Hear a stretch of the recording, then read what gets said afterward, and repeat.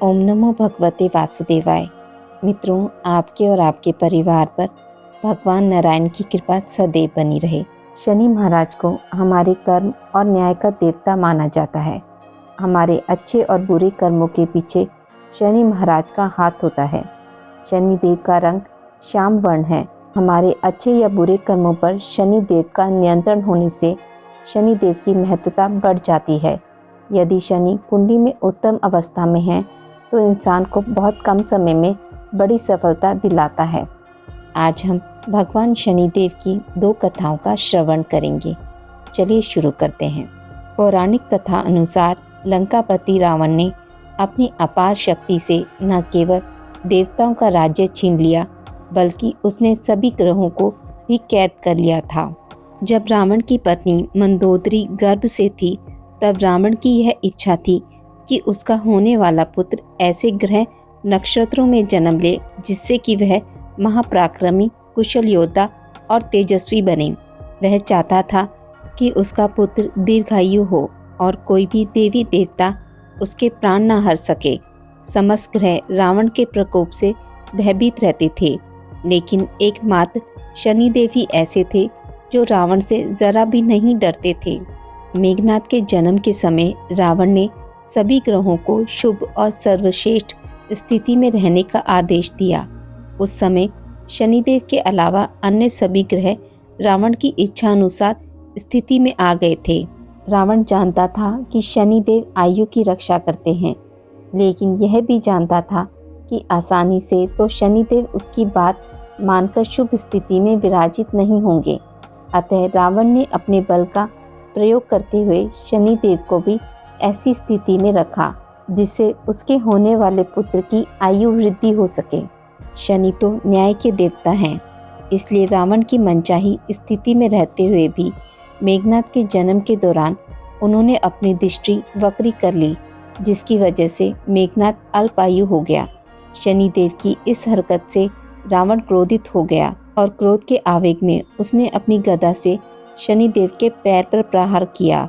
तभी से शनिदेव लंगड़ाकर चलते हैं। दूसरी कथा।